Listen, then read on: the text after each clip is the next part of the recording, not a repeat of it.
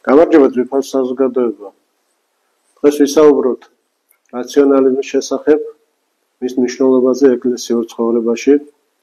ზოგადად რაციონალიზმი არის შემეცნებითი თეორიის მიმართულება, რომელიც თვლის, რომ ერთადერთი შემეცნების წყარო და ჭეშმარიტების გაგების წყარო არის გონება.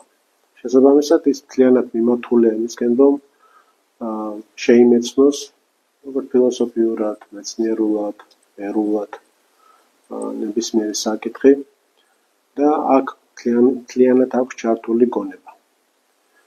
რაც შეეხება ეკლესიურ დამოკიდებულებას, აქ ცოტა სხვაგვარად გვაქვს საქმე და ადამიანი ამ ადამიანური შეგრძნებით, ადამიანური გაგებით, მხოლოდ ადამიანის წინ წამოწევით და ადამიანური საზომით არ უნდა ზომავდეს სარწმუნოებას.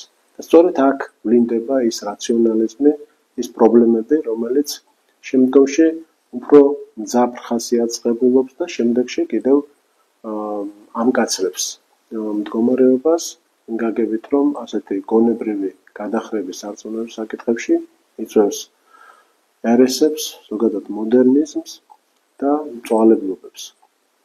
ჩვენ უნდა ვთქვათ, რომ ყველა მწვალებელი, ყველა ერეტიკოსი, ყველა მოდერნისტი გარკვეულწილად რაციონალისტია და ძირითადად რაციონალურ აზროვნებაზე არის დამყარებული მისი საზრისი. ზოგადად რაციონალური აზროვნება საერო კუთხით გასაკვირველია მისაღებია და შეიძლება შემეცნება მეცნიერული, ერული იყოს სხვაგვარად. აქ ჩვენ ყველაფერში გასაკვირველია ვთანხმდებით. მაგრამ საერო პიროვნებები ზოგადად ადამიანები, რომლებიც იძახიან, რომ წამს ღმერთი, მაგრამ არაეკლესიურად ცხოვრობენ, მათთვის ეს საკითხი უკვე რთულდება, რადგანაც თვლიან, რომ რაციონალისტური მიდგომით შეუძლიათ იმსჯელონ ღვთაებრივზე, შეუძლიათ მეტაფიზიკურზე იმსჯელონ სწორედ რაციონალური მიდგომით, ცდისეული მიდგომით და ძალიან ამარტივებენ საკითხს. როდესაც ველაპარაკებით ასეთ ადამიანებს, მათთვის თითქოს ეს სარწმუნოებრივი საკითხები 2x2-4-ია, რადგანაც ის ადამიანური საზომით ზომავს და არ თვლის, რომ ამაზე მეტი არის საჭირო და თვლის აბსოლუტურად მართლაც საკუთარ თავს და ყოველგვარ პრობლემის გარეშე კიდევ იწყებს მტკიცებულებებს, არგუმენტების მოყვანას და ასე შემდეგ და ასე შემდეგ. ბუნებრივია აქ კამათი ზედმეტია, რადგანაც ეს სარწმუნოებრივი საკითხი სულ სხვაგვარია. ზუსტად ამაზე საუბრობენ წმინდა მამები, ასევე ავტორიტეტული მამები.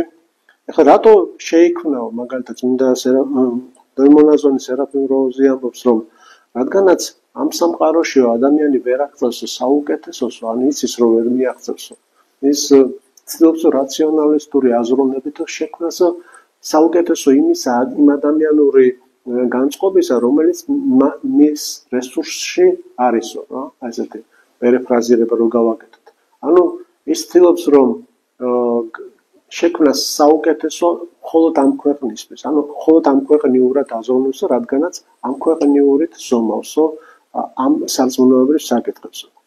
შემდეგ ის გვეუბნება და გვასწავლის, რომ არასოდეს გაზომოთ სარწმუნოება ჩვეულებრივი ადამიანური საზომით. ნუ გექნებათ იმედი, რომ იგი ლოგიკური და გონებით მისაწვდომი შეიძლება იყოს. ანუ სულ სხვაგვარი დამოკიდებულება, სწორედ საპირისპირო იმისა, რასაც ადამიანები ზოგადად ფიქრობენ, რომ ლოგიკური მსჯელობით, საღი აზრით, ჯანსაღი გააზრებით ეს სრულიად საკმარისია, რომ აღიქვა და შეიმეცნო ღვთაებრივი ჭეშმარიტება და ზოგადად სარწმუნოება. ეხლა რას ამბობს ამის შესახებ წმინდა ეგნატე ბრიანჩაინოვი? წმინდა რწმენა, რომელზედაც იცინოდნენ და იცინიან რაციონალისტები, ეძახიან და მას ბრმა რწმენას. იმდენად დახვეწილი და ამაღლებულია, რომ მისი ჩაწვდომა და სწავლება შესაძლებელია მხოლოდ სულიერი აზროვნებით. ამ ქვეყნიური აზროვნება წინააღმდეგობაშია მასთან. ეს რაც შეეხება წმინდა ეგნატე ბრიანჩაინოვს. აქ გონების ზედმეტად ჩართულობაზე წმინდა პაისი რას ამბობს? თუ გონება ჩაერია, ადამიანს უკვე აღარ ესმის არც სახარება და არც წმინდა მამებიო. ბუნებრივია აქ უკვე ზედმეტად ჩარევაზეა და რაციონალიზმზეა ლაპარაკი რა. გონების ზედმეტად გამოყენება, რაზეც ამახვილებს ყურადღებას ბევრი წმინდა მამა. ეხლა წმინდა იუსტინე პოპოვიჩი რას ამბობს? რაციონალიზმი ევროპისა და ევროპული ადამიანის მთავარი სნეულებაა. რაციონალიზმი ყველა სახის ჰუმანიზმის გული, გონება და სინდისია, ვინაიდან სქოლასტიკა და რაციონალიზმი ყველაფერს ადამიანით ზომავს. აქაც პირდაპირ წმინდა იუსტინე პოპოვიჩი გვეუბნება, რამდენად მტრულია და აქვე შემოდის ჰუმანიზმი, რადგანაც ადამიანი სწორედ რაციონალიზმური კუთხით როდესაც მსჯელობს, მხოლოდ ადამიანური ზომავს და მას პრაქტიკულადაც არ შეუძლია რომ სხვანაირად გაზომოს. ასევე მოვიშველია არქიმანდრიტ რაფაელ კარელინის სიტყვებს. სულიერების თანდათანობით დაკნინების გამო რაციონალიზმი სქოლასტიკისა და რელიგიური მატერიალიზმის სახით თანდათანობით ავიწროებს მისტიკას. ანუ, როდესაც ეს ზედმეტად შემოდის ეს რაციონალიზმი, ის ავიწროებს მისტიკას, ანუ ჩვენს რწმენით დამოკიდებულებას ღმერთთან, ხო? იგი ცდილობს რელიგიას საზოგადოებრივ ურთიერთობათა უტილიტარულ სისტემად გადააქციოს, საერო ინსტიტუტად. პროგრამებით და ყველაფერი ადამიანის ბედნიერებისთვის აკეთოს. ანუ ასევე მამა რაფაელიც წმინდა მამებს დაყრდნობით და იგივე აზრის გათვალისწინებით და გავრცელებით გვეუბნება, რომ ეს მიმართულია მხოლოდ ამ ქვეყნიურის მისაღწევად. მოდერნისტები ბუნებრივი ამას იყენებენ, ერეტიკოსები იყენებენ ამას. ეხლა ვნახოთ არქიმანდრიტი ლაზარე აბაშიძე რას ამბობს რაციონალიზმის შესახებ და გონების ზედმეტად გამოყენების შესახებ. ადამიანის გონება რაციონალისტური გახდა. იგი შეეჩვია მხოლოდ სივრცისა და დროის კატეგორიებით აზროვნებას.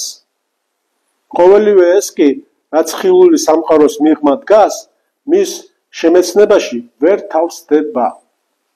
ამისათვის, რომ გაიგოს, ანუ დასაბუთების გარეშე ირწმუნოს ნამდვილად სულიერი ცნებები, კაცმა უნდა გადააბიჯოს კაცობრივი აზროვნების ფარგლებს. ღმერთს მიენდოს. შეიძლება ითქვას, გონების ზღვარს გადასცდეს, მაგრამ რაციონალური გონებისთვის ეს სიგიჟეა.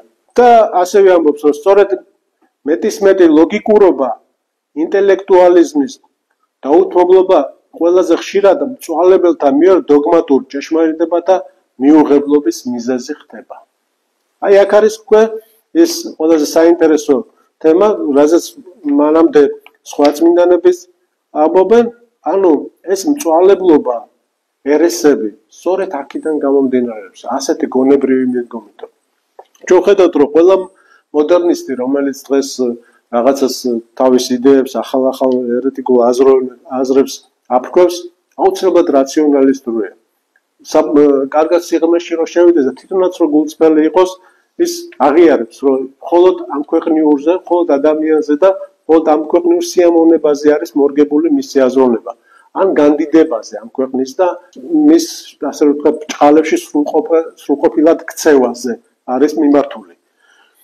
ამის საპირისპირო იყო, რასაკვირველია, ყველა წმინდა მამა. თანამედროვე ადამიანები, როდესაც ჩვენ ვსაუბრობთ მოდერნიზმის შესახებ, მწვალებლობების შესახებ, უნდა ვიცოდეთ, რომ სწორედ ამ ტექნიკის გამოყენებით, რაციონალურ გონებაზე დაყრდნობით, ცდილობს ადამიანი, მოდერნისტი შემოიტანოს ეს აზრები და ეს აზრები, მისი აზრები, შემოქმედება ეს ბრჭყალებში მათი ხდება ადვილად მისაღები საზოგადოებից, რადგანაც ეს რაციონალისტური სული, ანუ გონებით გამჭოლული სული და არასულიერების სული, ღვთაებრივი კაჟის სული, რომელიც უნდა ახასიათებდეს მართლმადიდებლ ქრისტიანს, ეს არ არის და შესაბამისად ეს ამ ქვეყნიური სული გონებაზე დამყარებული, რომელიც ლოგიკურ მსჯელობაზე არის დამყარებული, ადვილად გასაგები ხდება საერო პირისთვის და სინამდვილეში ლაპარაკობენ ამ ქვეყნიურზე, მაგრამ იყენებენ რელიგიურ ტერმინოლოგიას. ეს არის არსი მაგათი. ჩვენ უნდა ვიცოდეთ, რომ სანამ ვართ მართლმადიდებლები, ასე ვთქვათ, ინდიფერენტულ მდგომარეობაში, ეს მოდერნიზმი ამ თვალსაზრისით ანვითარებს ერესებს.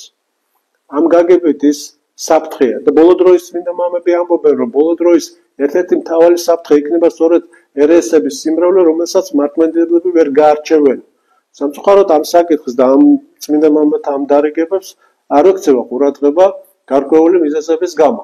თუმცა კიდევ ვიმეორებ, მოდერნისტი ამას იყენებს და ჩვენ ხედავთ უკვე თუ ადრე ეს არ არსებობდა ბუნებრივია სოციალური ქსელები და ასე ფართოდ გავრცელებული სწრაფი გავრცელება ინფორმაციის, დღეს ეს ადვილად შესაძლებელია და ჩვენ ვხედავთ, რომ ადვილად ერთი ღილაკის დაჭერით ადამიანი ღებულობს, კითხულობს და ითავისებს სწორედ ერეტიკულ აზრებს და ეს მისი კუთვნილება ხდება უკვე.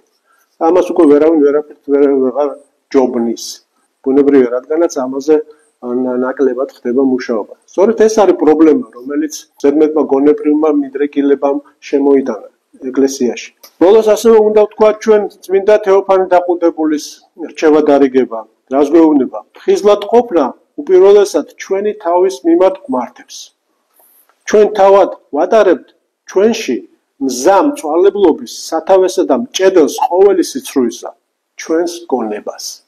ერთი სიტყვით, რომ შევამაჯამოთ დღევანდელი ჩვენი შეხვედრა, რაციონალიზმი, რომელიც დამყარებულია და შემეცნების ერთადერთი წყაროდ მიიჩნევს გონებას, არ არის მიღებული მართლმადიდებლობაში როგორც ერთადერთი წყარო, როგორც სულიერების ზრდის წყარო და პირიქით რაციონალიზმი გვევლინება, როგორც ჩვენ დავინახეთ, მტერი სულიერი განვითარების და უფრო მეტიც ამ გონებრივი, ზედმეტი გონებრივი გამსჭვალულობის და შესაბამისი მოქმედებების გამო ერესების და წვალებლობის დამკვიდრების სცენით შეიძლება შემოიჭრას. ეს იყო ძირითადი ჩვენი სათქმელი დღეს. დიდი მადლობა ყურადღებისათვის და მომავალ შეხვედრამდე.